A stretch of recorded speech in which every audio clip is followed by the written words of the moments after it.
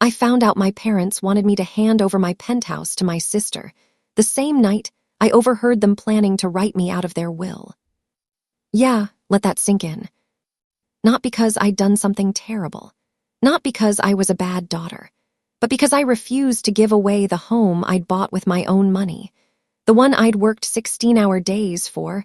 The one I'd sacrificed everything to own to my 28-year-old sister who'd never held a job longer than 6 months.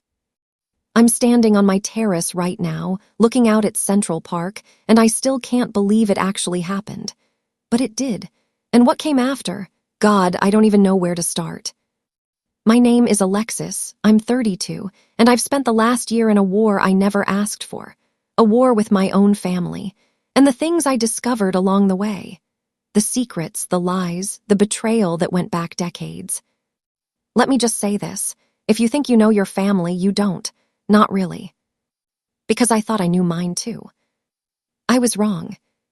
Before I tell you what I found, before I tell you about the lawsuit, the screaming matches, the private investigator, and the moment my sister's entire world came crashing down, I need to take you back. Back to where this whole nightmare started. Back to last July. That's when everything changed. So here's the thing about my family. I've always been the independent one. You know that label. The one parents slap on you when they want to justify ignoring you. Yeah, that was me. Growing up in suburban Chicago, my sister Brittany was the princess. I'm not exaggerating. Our parents treated her like she was made of glass. New car at 16, Brittany got it. Meanwhile, I was taking the bus to my part-time job at Target, saving up for college. Credit card debt from shopping sprees. Mom and Dad paid it off, every single time. Failed out of community college. Oh, she just needs to find herself. Meanwhile, I was at NYU on scholarships I'd earned, working 2 jobs, barely sleeping, building something, becoming someone.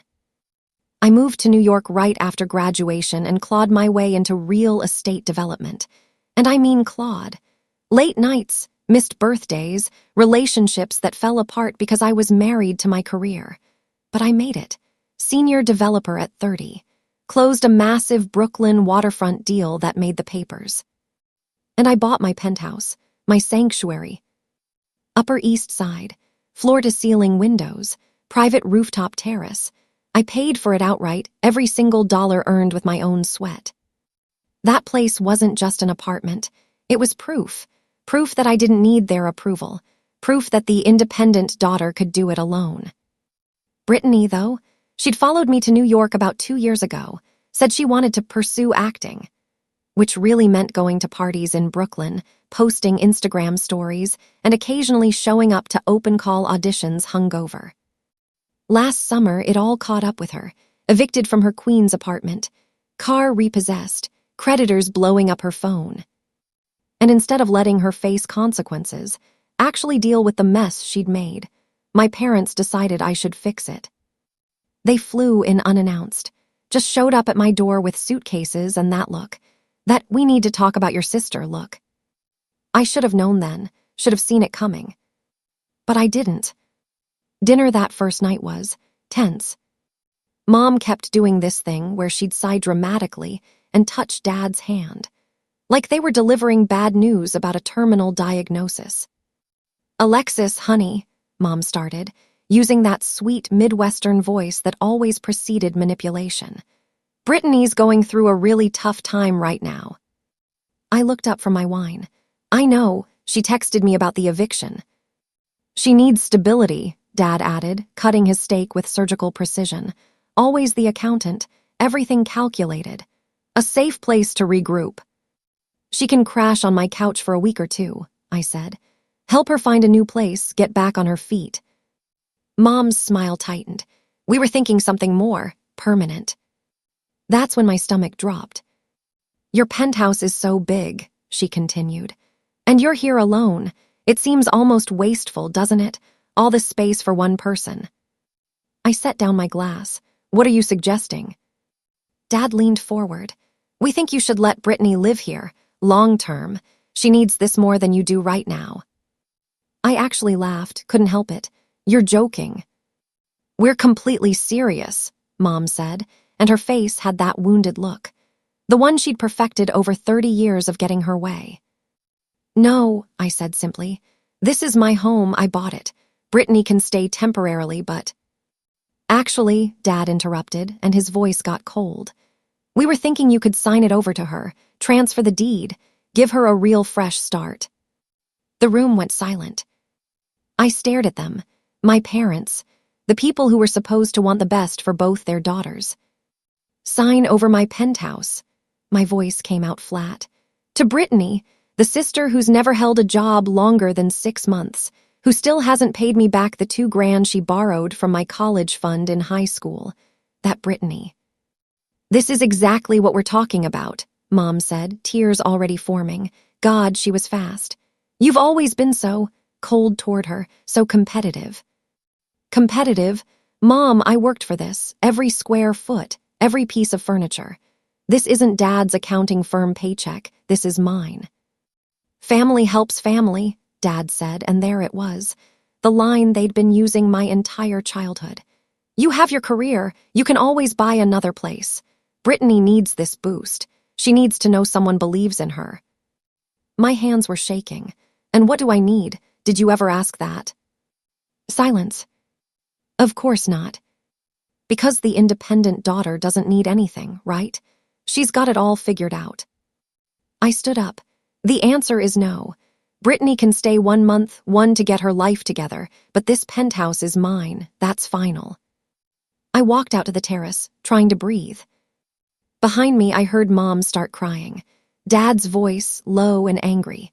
And then Brittany, who'd been quiet this whole time, scrolling through TikTok on the couch, finally spoke up. "See, I told you she'd say no. Alexis thinks she's better than all of us." Something inside me snapped. That night, I couldn't sleep. I kept replaying every moment from my childhood. Every Christmas where Brittany got the expensive gifts while I got books and practical things. Every time she messed up and I got lectured about not setting a better example. The time she crashed Dad's car when she was 17, borrowed it without asking, went joyriding with friends, totaled it against a mailbox. You know what my parents said to me? "Why weren't you watching her? You knew she was going out." I was at college, 3 hours away. But somehow, it was my fault. Or the time she maxed out a credit card Mom had co-signed for her, $5,000 on clothes and concerts. They paid it off and told me I was being judgmental when I pointed out that maybe, just maybe, there should be consequences. I'd spent 32 years being the responsible one, the one who didn't need help, the one who was too independent. And now, they wanted me to hand over my home. The next morning, I made coffee and waited for them in the kitchen. Dad came out first, still in his pajamas, looking exhausted. "Good." "We need to talk," I said. "If you've reconsidered." "I haven't, and I need you to understand something. This penthouse represents every sacrifice I've made. Every late night, every missed holiday, every relationship I didn't have time for. I bought this with money I earned closing a deal you didn't think I could handle. This is mine." Mom appeared in the doorway, already tearing up. "How can you be so selfish, after everything we've done for you?" "What have you done for me?" The words came out before I could stop them. "You paid for Brittany's car, her credit cards, her rent, multiple times. What did you ever give me that I didn't have to earn?" "We raised you," Dad said, voice hard. "We put a roof over your head, food on the table. That's called being a parent. That's the baseline. That's not something I owe you for." His face went red. "If that's how you feel, maybe we need to rethink some things. The will, for instance, the house in Chicago, our savings. Maybe it all goes to Brittany. You clearly don't need it." There it was. The threat I'd felt coming. "Fine," I said, and my voice was steady even though my heart was racing. "Disinherit me. I don't need your money. I never did." Mom gasped like I'd slapped her. "Alexis." "No, you don't get to do this. You don't get to hold money over my head to force me into giving up what I've worked for. If you want to leave everything to Brittany, go ahead. But I'm not signing over my home." Brittany wandered in then, looking annoyingly perfect in her pajamas, phone in hand. She'd heard everything, of course she had. "Wow," she said, smirking. "You really are as cold as they say." I looked at her, really looked at her. At 28, she'd never had to struggle for anything, never faced real consequences, never understood what it meant to build something from nothing. And I was done protecting her from reality. You know what, Brittany? Maybe if Mom and Dad had actually let you fail once in your life, you wouldn't be a 28-year-old evicted from a studio apartment in Queens. Her face went white. "Get out," Dad said, voice shaking. "Get out of this apartment." "Gladly, but you're leaving too, all of you today." Mom started full-on sobbing. Dad grabbed his phone, probably to call relatives and tell them what a horrible daughter I was. And Brittany, she just stared at me with pure hatred. They packed and left within 2 hours. The fight echoed through the whole building. Neighbors cracked their doors open. Mrs. Chen from 4B asked if I was okay. I smiled and lied and said everything was fine. But as I closed the door behind them, as I heard Dad shout, "You're no daughter of mine," in the hallway, something inside me broke. And then hardened. I was alone now. Truly alone. But I was also free. Or so I thought. Because 3 days later, my phone started blowing up. Aunts, uncles, cousins, all calling to tell me how disappointed they were. How family was supposed to stick together. How I was being selfish and ungrateful. Brittany posted on Instagram. "When your own family turns their back on you, broken heart hash, betrayed families for a thing." 3,000 likes. Comments calling me heartless, terrible, cruel. And I realized this wasn't over. This was just beginning. For 2 weeks I tried to just move on. Threw myself into work. New project in Queens, major residential development. Late nights at the office, client dinners, site visits. Anything to avoid thinking about the messages still flooding my phone. But then something weird happened. I was going through old storage boxes, stuff I'd kept from childhood, things I'd never bothered to look through after moving to New York. Photo albums, report cards, random documents my parents had given me years ago. And I found a letter. It was addressed to my dad from a hospital in Chicago, dated 28 years ago, right around when Brittany was born. I almost threw it away, almost. But something made me read it. "Dear Mr. Thornton, regarding the adoption proceedings for baby girl Thornton, we've finalized the confidentiality agreements as requested." I read it 3 times. Adoption proceedings. Brittany was adopted. My hands started shaking. Why wouldn't they tell us? Why keep it secret? And why was there so much guilt around her, so much overcompensation, so much favoritism? I sat on my bedroom floor for an hour, just staring at that letter. Then I did something I probably shouldn't have. I hired a private investigator. Look, I know how that sounds. But after everything, after being threatened with disinheritance, after being painted as the villain to our entire extended family, after watching my sister play the victim on social media while my parents funded her lifestyle, I needed to know the truth. The investigator was a woman in her 50s, worked out of a small office in Midtown. Professional, discreet. "I need information about an adoption," I told her. "Chicago, 1996, everything you can find."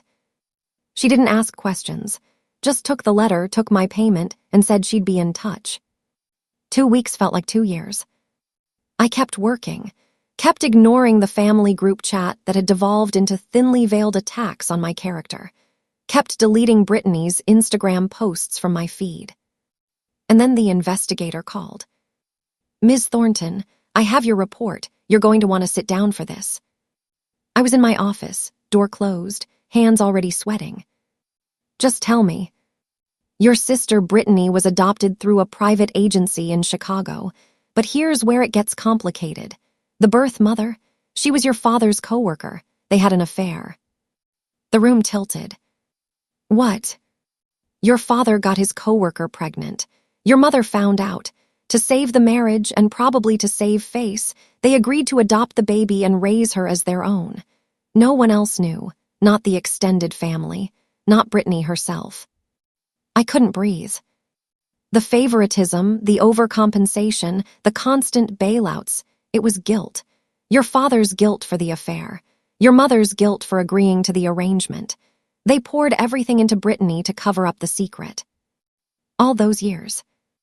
All those times I thought I wasn't good enough, wasn't loved enough, wasn't worth their attention. It wasn't about me at all. It was about their lie. I hung up and just sat there, staring at my computer screen, not seeing anything. Then I called them. Mom answered. Alexis, if you're calling to apologize. I know about Brittany. Silence. I know Dad had an affair. I know she's adopted. I know everything.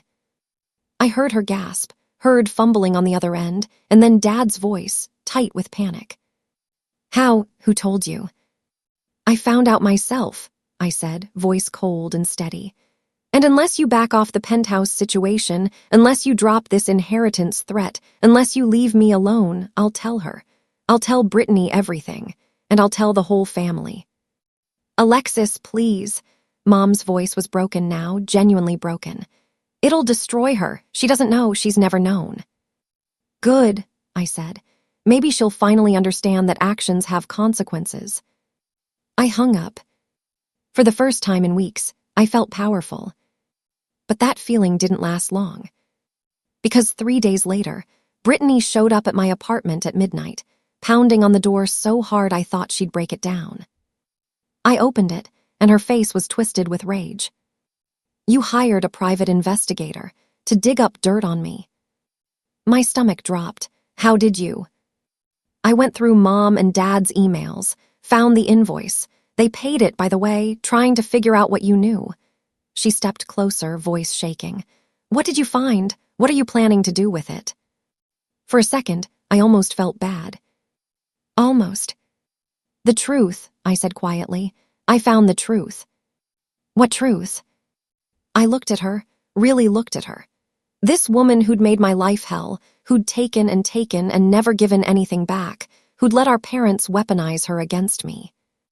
And I told her, you're adopted. Dad had an affair with your birth mother. Mom agreed to raise you to save the marriage. Everything they've given you, every bailout, every free pass, it's been guilt money, hush money. Brittany's face went completely white. Then she collapsed. Not dramatically, just folded, sat down right there in my doorway and started crying, real, ugly crying. And for just a moment, I felt like the villain they'd always said I was. But then she looked up at me, and I saw something dangerous in her eyes. You're lying. I have the documents. You're lying. She stood up, shaking. You're making this up because you're jealous, because you've always been jealous. Call them, I said. Ask them yourself. She stared at me for a long moment. Then she turned and left. I closed the door and leaned against it, heart pounding. And I knew this was about to get so much worse. I was right. The lawsuit came 2 weeks later. Brittany v. Thornton, emotional distress, family equity. She was demanding half the penthouse. Half. My lawyer, this sharp woman in her 40s who specialized in family disputes, looked at the filing and actually laughed. Family equity, that's not even a legal concept. This is frivolous. Can she win? No, but she can make your life hell for 6 months while we fight it. And she did. Court dates, depositions, my name in local tabloids. Sister versus sister, Manhattan penthouse power struggle. My clients started whispering. One deal almost fell through because the buyer's wife read about the lawsuit and thought I was too dramatic. Brittany played it perfectly on social media. Tearful videos about family betrayal. Posts about how I'd stolen her chance at stability. Her followers ate it up. My parents funded her lawyer. Of course they did. But here's what Brittany didn't know. During discovery, when both sides have to hand over financial documents, my lawyer found something. Bank statements from a family trust. One our grandparents had set up before they died, meant to be split between me and Brittany when we turned 35. Except the money was disappearing. Your father's been taking from it, my lawyer said, spreading the statements across her desk. Over $200,000 in the last 5 years, all going to Brittany's expenses. Rent, cars, credit cards, legal fees for this lawsuit. I stared at the numbers. That's embezzlement. Yes, and it's felony fraud. I sat back in my chair, mind racing. I had them. I had all of them. The meeting happened in a conference room in Midtown. Neutral territory. My lawyer, their lawyer, my parents, Brittany, and me. I laid out the bank statements, highlighted every withdrawal, every transfer. Dad's face went gray. Drop the lawsuit, I said, voice steady. Repay the trust with interest, and leave me alone, or I press charges, criminal charges. Dad goes to jail. Brittany looked at our father. Dad, what is she talking about? He couldn't even look at her. Mom started crying. Again, always crying. Please, she whispered. Alexis, please, this will destroy us. You tried to destroy me first, I said simply. You chose Brittany over me my entire life. You threatened to disinherit me. You funded a frivolous lawsuit against me. You told the whole family I was selfish and cruel. I leaned forward. So no more chances. No more negotiations. Drop it or I go to the police. Their lawyer, some overpriced guy from Connecticut, cleared his throat. My clients would like a moment to discuss. They left the room. My lawyer squeezed my hand. You're doing the right thing. I wasn't sure about that. But I was sure about one thing. I was done being the family scapegoat. They came back 20 minutes later. We'll drop the lawsuit, Dad said, voice hollow, and repay the trust. With interest. With interest. And you'll leave me alone, all of you. No more phone calls, no more social media posts, no more flying to New York unannounced. We're done. Brittany stood up, chair scraping. You're really going to do this? Threaten your own father with prison? You really tried to sue me for my home, I shot back. Don't talk to me about family loyalty. She stared at me like she was seeing me for the first time. Then she turned and walked out. Mom and Dad followed. I signed the settlement papers 3 days later. The lawsuit was dropped. The trust was repaid, slowly, painfully, but repaid. And I cut them off. Blocked their numbers, blocked them on social media, changed my emergency contacts at work. It should have felt like victory. It mostly felt like grief. But then I did one more thing. One last thing. I sent the adoption story to a Chicago gossip blog, anonymously, with all the documentation. It went live on a Tuesday. By Wednesday, everyone knew. Brittany's perfect image, the victim, the wronged sister, the girl who just needed a chance, crumbled. Friends who'd supported her started asking questions. Distant relatives stopped commenting on her posts. Dad's accounting firm quietly let him go. Ethical concerns. Mom stopped posting on Facebook altogether. And me. I threw a party. A real one. Catered food, good wine, actual friends who'd stuck by me through everything. We toasted on the terrace overlooking Central Park, the city glittering below us. To new beginnings, someone said. I raised my glass. But inside I kept thinking, is it really over? It wasn't over.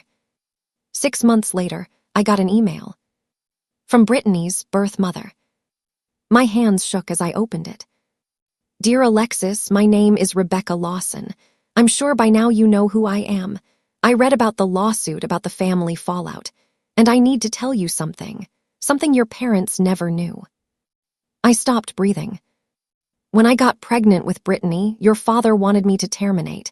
He was terrified your mother would find out, but I refused, so he paid me $50,000 to give the baby up for adoption and stay quiet.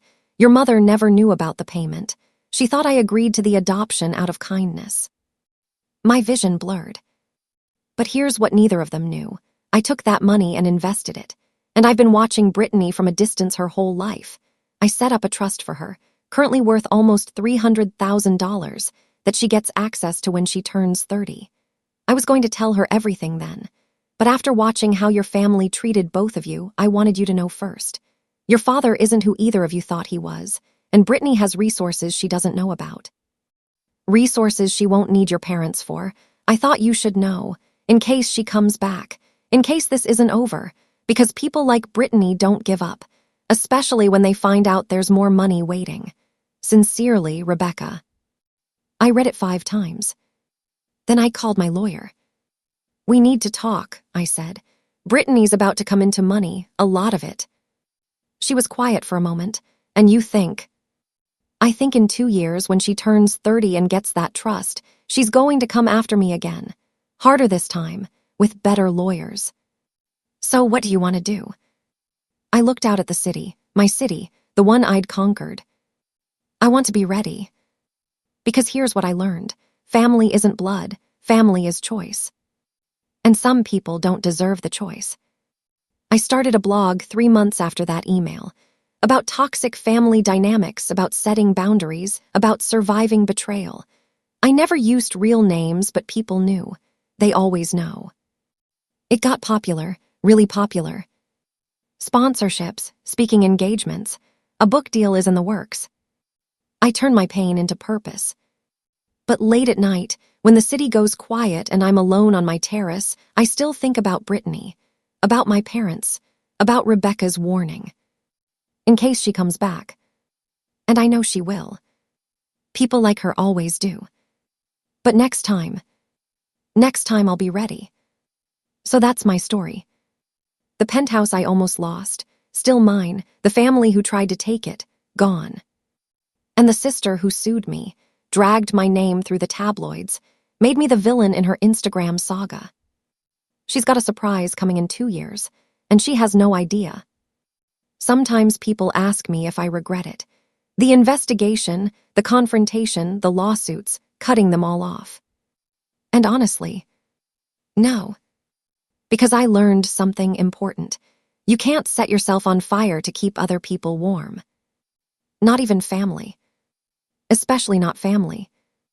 If you've ever felt like the scapegoat, like the one who's expected to sacrifice while everyone else takes, comment below. Tell me I'm not alone in this. And if you think I went too far, that I should have just given Brittany the penthouse and moved on, drop a comment and tell me why. I want to know, I really do. Because here's the thing, this story isn't over. Brittany turns 30 in 22 months. And when she finds out about that trust from her birth mother, when she realizes she has $300,000 coming her way, she's going to remember me. She's going to remember this penthouse. And she's going to come back. Subscribe so you don't miss what happens next. Because if you think this was dramatic, just wait.